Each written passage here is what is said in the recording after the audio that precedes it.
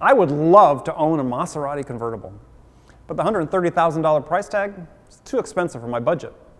No matter how sure I am that the car would meet my needs, I simply can't afford it.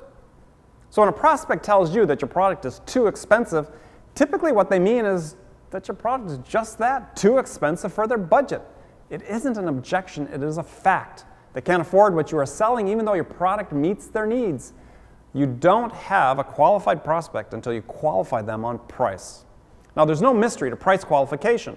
Qualifying a prospect on price means that you reach a preliminary agreement about the value the prospect will receive from your product in exchange for the dollars they're going to pay you.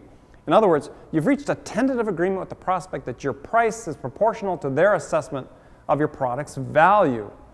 A qualified prospect isn't 100% in love with your price, but he or she has an agreement that's in the ballpark, and further price discussions will be a negotiation, not handling an objection.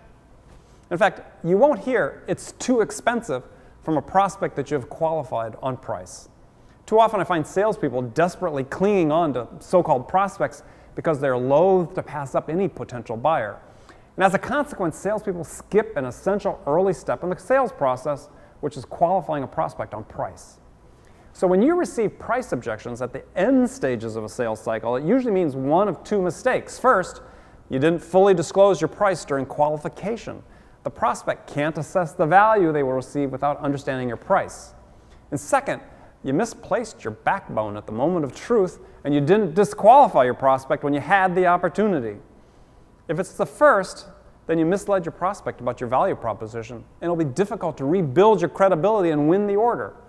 If it's the second, then the prospect was never a true prospect for your product or service, and you wasted your valuable time on someone who is never going to buy from you.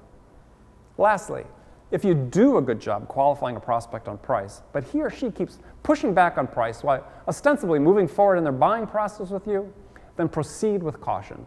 It is possible your buyer has a hidden agenda which doesn't include buying your product and is using you in order to advance it.